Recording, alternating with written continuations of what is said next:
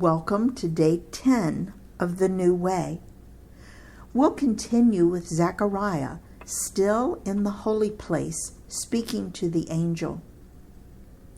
This is Luke 1:18 through 25. Zechariah asked the angel, "How can I be sure of this? I am an old man, and my wife is well along in years." The angel said to him, "I am Gabriel. I stand in the presence of God, and I have been sent to speak to you and to tell you this good news.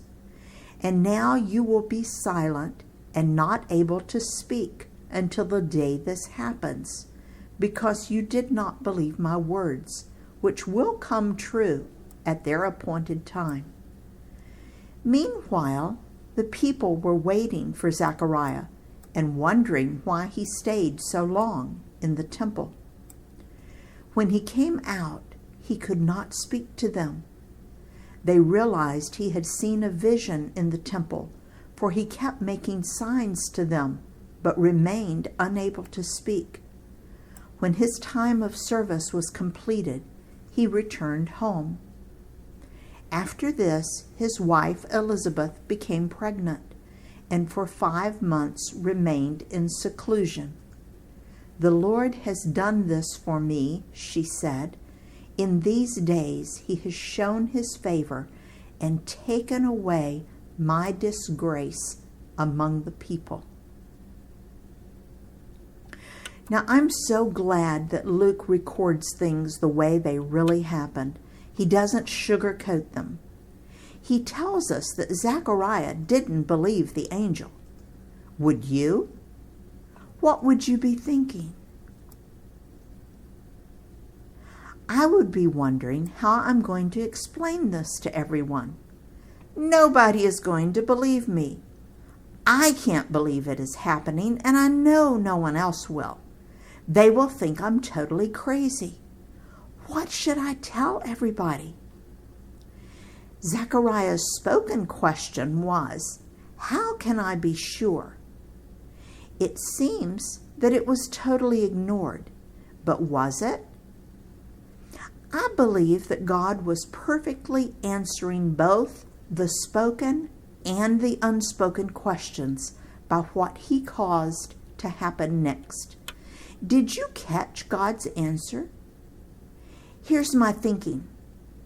I believe Zechariah was worried about how he would convince the people to believe that he had met an angel and that the angel had told him great news, that it was time for the Messiah to appear, and that Zechariah and Elizabeth were going to have a son who would prepare the way for the Messiah. And I think God said, "Hold it. Hold it right there. That's not your job. Your job is obedience. I'll take care of the announcing." Whew. That takes the pressure off. Just be obedient and let me do the talking and explaining. Many times we can't understand God's answers to our prayers. We want something, and God gives us something totally different. We must learn, like Zechariah, to trust God's answers.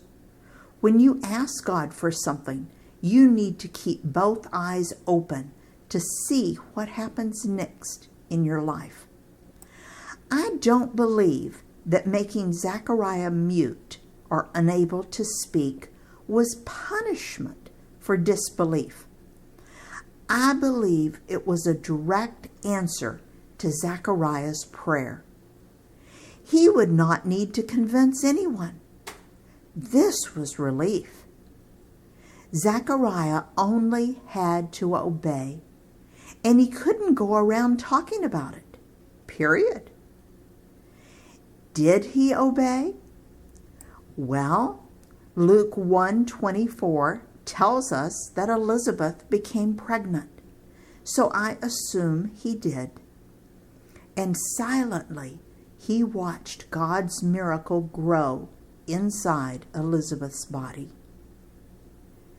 Now, there's one other note that we need to cover. Throughout Jewish history, if a woman could not have a baby, it was considered to be a sign that she was not in a good relationship with God.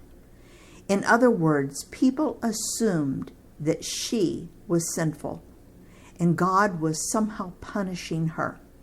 We'll talk more about this belief later. But I'm so grateful that Luke records this so carefully. It assures us that we may not always understand the way God answers our prayers or our questions, but that we can depend on Him to answer perfectly. He knows what we need better than we do. In His service, Dale.